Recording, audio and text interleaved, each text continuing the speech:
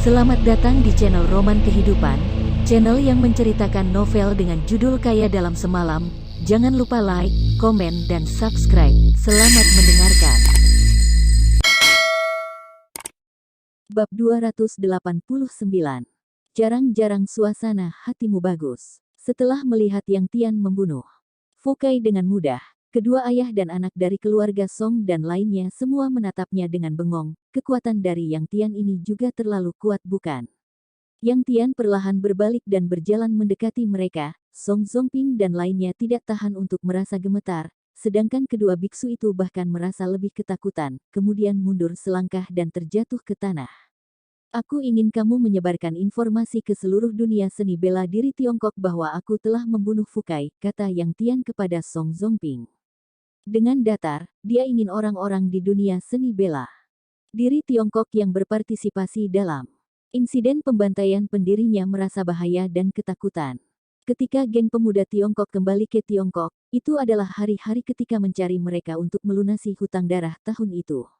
Baik, aku pasti akan melakukannya, kata Song Zongping meskipun dia adalah pejabat tinggi, tetapi dia masih merasa sangat takut setelah menyaksikan kekuatan Yang Tian yang absolut tadinya. Setelah melihat mata Song Zongping dan lainnya menunjukkan kesan kekaguman yang dalam, Yang Tian terkekeh ringan. Dia sama sekali tidak peduli pada orang-orang ini di matanya sendiri. Menurut pemahamannya, tidak peduli apakah itu adalah pejabat tinggi ataupun orang kaya, mereka tidak layak untuk disebutkan saat menghadapi kekuatan yang absolut. Ayo kita pergi, aku sudah lelah, aku ingin beristirahat dengan baik, kata Yang Tian dengan santai. Setelah itu, dia berjalan keluar dari pintu belakang kuil. Dia merasa sedikit bosan. Fu Kai sama sekali tidak menimbulkan kesulitan baginya. Baginya, satu-satunya kegembiraan adalah setelah kali ini, orang-orang di dunia seni bela diri Tiongkok akan menjalani hari-hari yang mencemaskan. Song Zongping menemani Yang Tian di samping untuk berjalan keluar dari gerbang kuil, kemudian menaiki mobil Mercedes-Benz menuju pusat kota.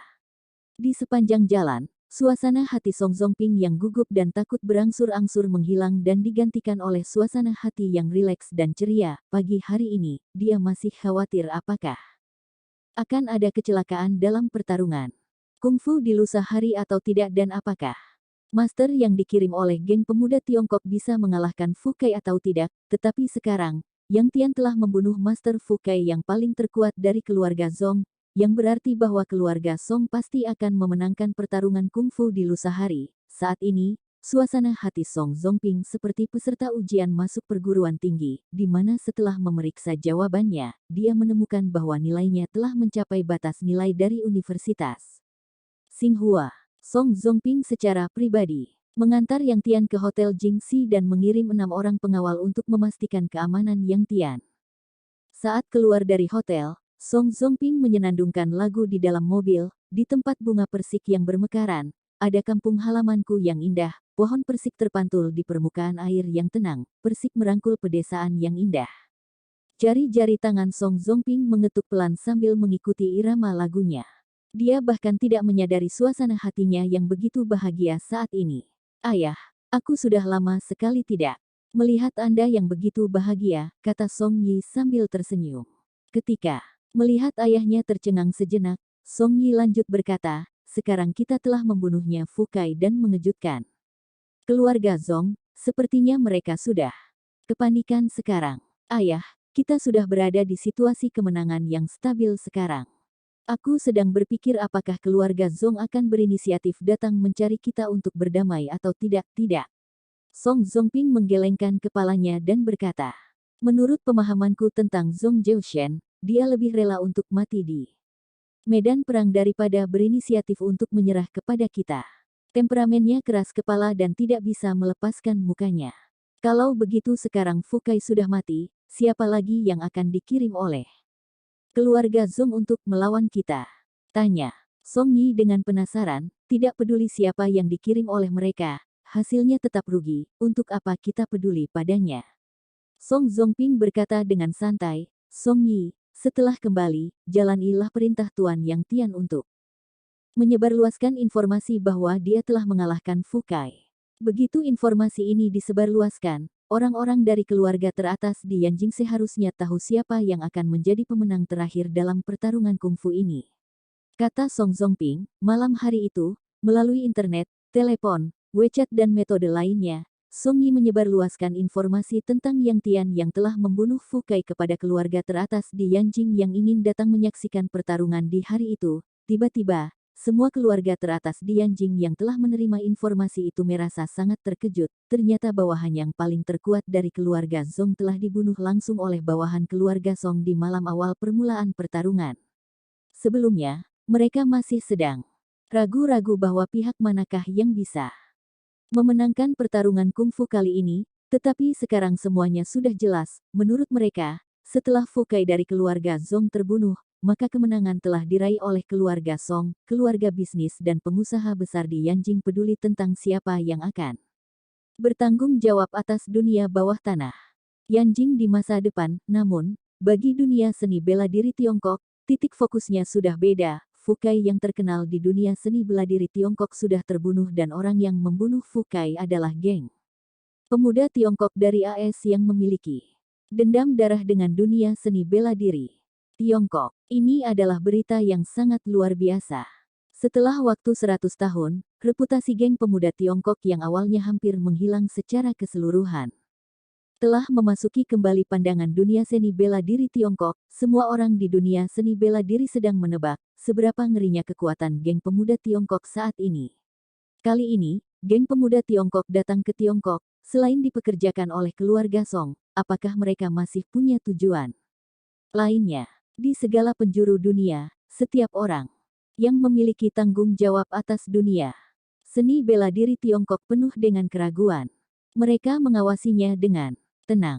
Begitu geng pemuda Tiongkok melakukan tindakan apapun terhadap dunia seni bela diri Tiongkok, mereka tidak akan mengabaikannya. Yang Tian, di dalam rumah tua keluarga Zong.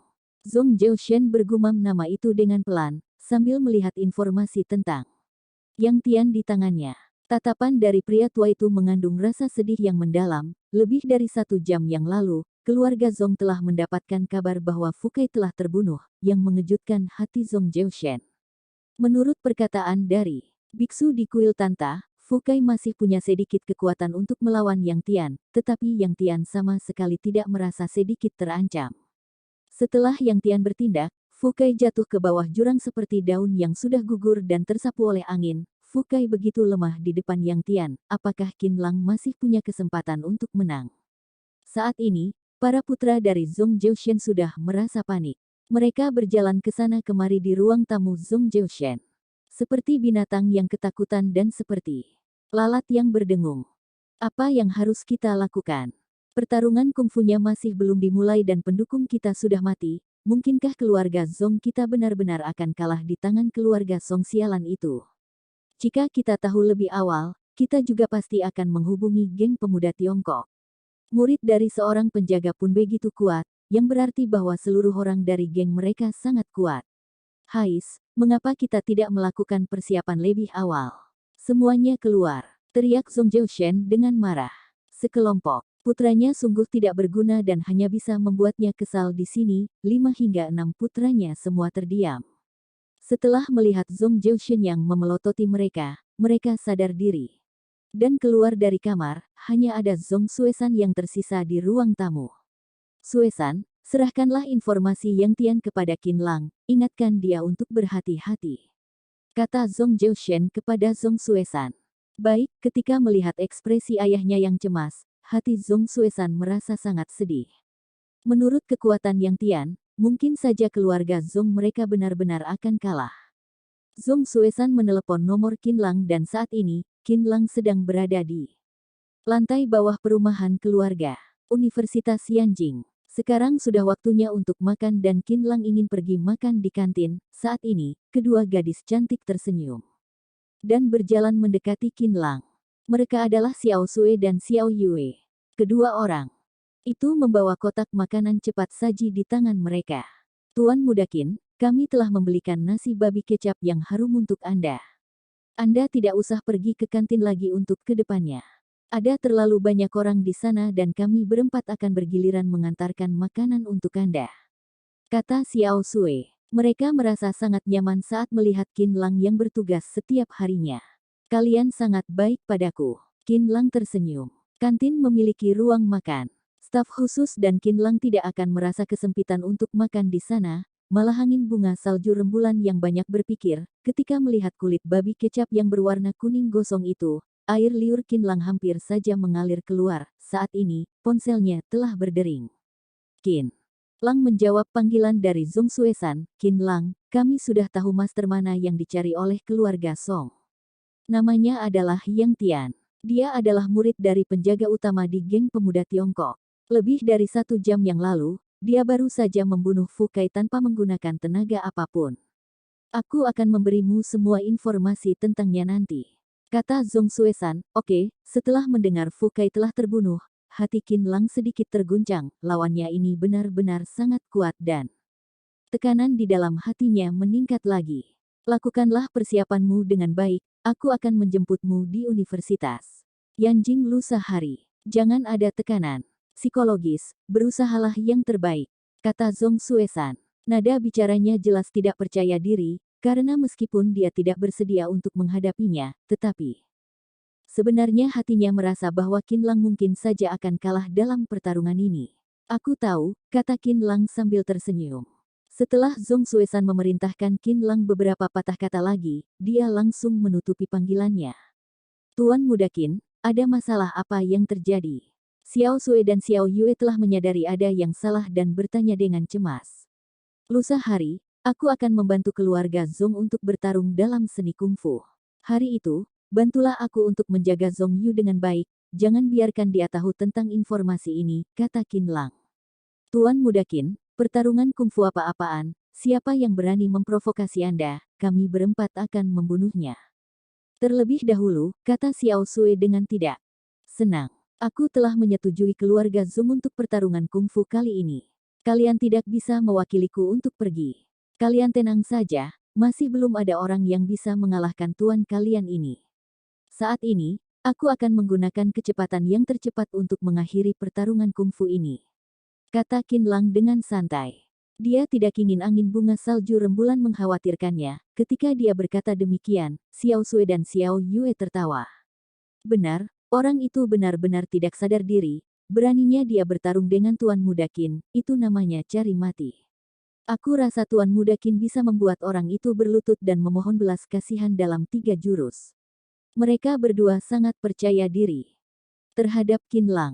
Sudahlah, lihatlah apa yang kalian berdua katakan, aku hampir saja berubah menjadi balon untuk melayang ke atas langit. Qin Lang bercanda, jangan biarkan Zhong Yu tentang hal ini, mengerti? Setelah melihat kedua gadis itu mengangguk, Qin Lang baru saja merasa lega. Ayo, ikuti aku ke ruang tunggu. Aku makan dan kalian berdua bisa istirahat sebentar. 2 hari telah berlalu dan hari pertarungan kungfu telah tiba dalam waktu sekejap mata. Selama 2 hari ini, semua keluarga, bisnis, pengusaha dan kekuatan lain di dunia bawah tanah Yanjing yang terkait dengan kepentingan keluarga Zhong dan keluarga Song telah menerima kabar bahwa keluarga Zhong dan keluarga Song akan meluncurkan pertarungan kungfu. Mereka juga telah mengetahui bahwa Fu Kai yang paling terkuat dari keluarga Zhong telah dibunuh oleh Yang Tian dari keluarga Song pada 2 hari yang lalu. Di hati mereka, kemenangan sudah mencondong ke arah keluarga Song. Mulai jam 6 sore, mereka pergi ke arena tinju bawah tanah Huizong tempat diadakan pertarungan kungfu kali ini. Mereka merasa bahwa malam ini bukan datang untuk menyaksikan siapa yang akan menjadi penguasa baru dari dunia bawah tanah Yanjing, melainkan mereka ingin menyanjung dan menunjukkan kesetiaannya kepada penguasa masa depan di Yanjing, keluarga Song. Bab 290. Sikapnya sangat sombong sebelum pertarungan besar. Setelah Zhong Jiushen merapikan pakaiannya, dia perlahan berjalan keluar dari kamarnya. Dia mengenakan pakaian congsam hitam. Jika digabungkan dengan rambut dan janggutnya yang putih, tubuhnya masih memancarkan aura yang mendominasi selama puluhan tahun di Yanjing secara diam-diam. Putranya dan menantunya berdiri di luar pintu untuk menunggu, tetapi mereka malah tidak setenang Zhong Jiushen. Sejauh ini, mereka tidak tahu master mana yang akan dikirim oleh keluarga Zhong untuk bertarung. Mereka merasa putus asa dan gelisah. Setelah hari ini, keluarga Zhong mereka Mungkin saja akan menyerahkan posisi teratas di dunia bawah tanah Yanjing dan nama keluarga Zong mereka akan hilang dalam sejarah Yanjing. Saat itu, keluarga mereka akan terjatuh miskin dan tidak bisa bangkit lagi. Zong Zhaoshen berjalan mantap keluar selangkah demi selangkah dan keturunannya mengikutinya di belakang. Seperti upacara sebelum ekspedisi, beberapa mobil yang mewah telah diparkir di depan rumah keluarga Zong. Kalian pergi ke Huizong dulu, kata Zong Zhaoshen kepada keturunan di belakangnya, kemudian dia menatap Zong Suesan. Suesan, ayo kita jemput Tuan Qin dulu. Baik, jawab Zong Suesan. Sambil berkata demikian, dia mengikuti Zong Suesan di belakang, lalu menaiki mobil eskalade dan menuju ke Universitas Yanjing. Tuan Qin. Siapakah Tuan Qin? Orang-orang keluarga Zong saling bertatapan satu sama lain. Mereka merasa bahwa Tuan Qin mungkin saja seorang master yang dicari oleh Zong Zhaoshen secara mendadak. Keluarga Zong telah mencari Master Fukai yang terpilih selama bertahun-tahun, tetapi Fukai malah telah dibunuh oleh Yang Tian dengan mudah. Bagaimana bisa master yang dicari olehnya secara mendadak menjadi lawannya? Orang-orang keluarga Zong masuk ke dalam mobil dengan suasana hati yang berat dan menuju ke arena tinju bawah tanah Huizong. Hari ini adalah hari Minggu dan Zong Yu akhirnya bisa beristirahat dengan baik. Saat ini, Zong Yu ditemani oleh keempat gadis angin bunga salju rembulan untuk keluar dari perumahan keluarga. Kelima gadis itu telah menjadi sahabat yang terbaik. Tentu saja, angin bunga salju rembulan juga tidak melupakan identitas mereka sendiri. Mereka menemani Zong Yu untuk kuliah setiap hari dan mencari tempat untuk Zong Yu.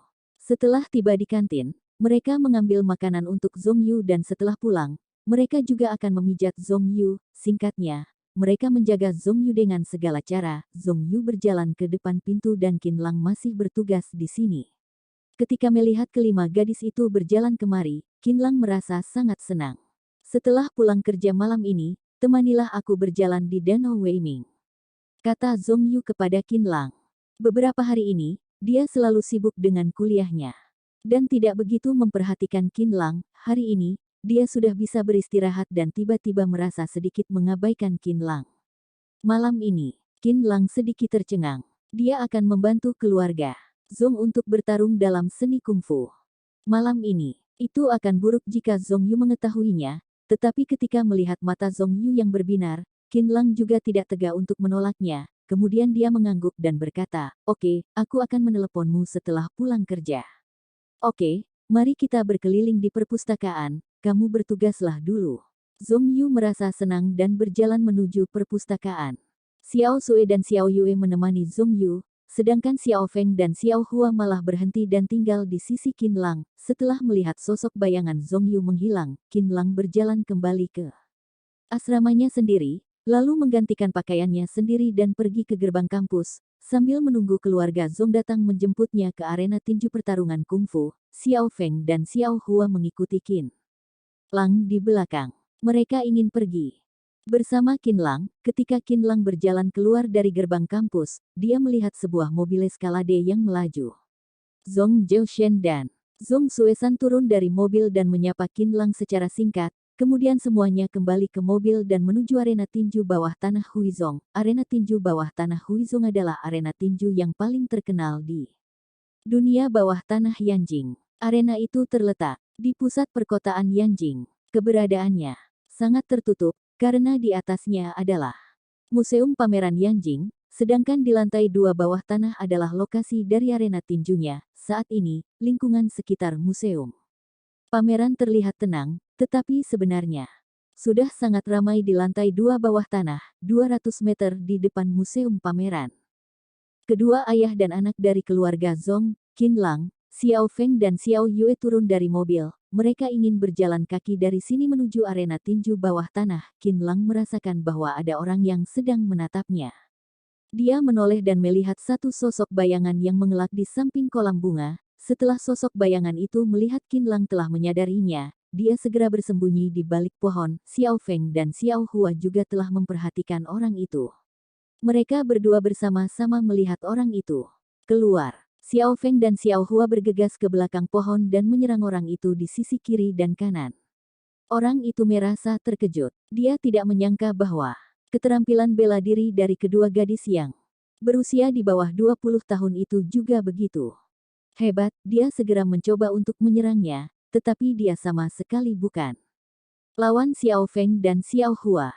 Dalam waktu sekejap mata, dia telah ditangkap oleh Xiao Feng dan Xiao Hua. Tuan Muda Qin. Xiao Feng dan Xiao Hua menangkap orang itu ke depan Qin Lang, hanya terlihat orang itu memiliki rambut hitam yang sebahu dan kedua mata yang seperti mutiara hitam. Wajahnya penuh dengan kesan heroik dan enggan. Dia adalah polisi dari cabang luar, Wang Chen. Mengapa kamu membuntutiku? Tanya Qin Lang. Ketika Wang Chen bersembunyi di balik pohon, Qin Lang telah mengenalinya. Apakah akan terjadi sesuatu hal di sini? Kata Wang Chen, setelah Wang Chen pulang kerja hari ini, ketika dia melewati museum pameran, dia melihat Song Yi dan Song Zongping berjalan ke bawah tanah museum pameran. Setelah itu, ada banyak pengusaha Yanjing yang terkenal, sosok tokoh dari keluarga teratas dan sosok tokoh yang dicurigai oleh pihak kepolisian muncul satu persatu. Kali ini, pertarungan kungfu ini hanya memberitahu orang-orang yang berkaitan dengan kepentingan keluarga Zong dan keluarga Song. Bagi orang lainnya di Yanjing, kabar ini sepenuhnya tertutup. Wang Chen semakin merasa bahwa akan ada sesuatu hal yang besar terjadi. Dia ingin masuk untuk melihatnya, tetapi ada beberapa pria berjas di pintu untuk menjaganya.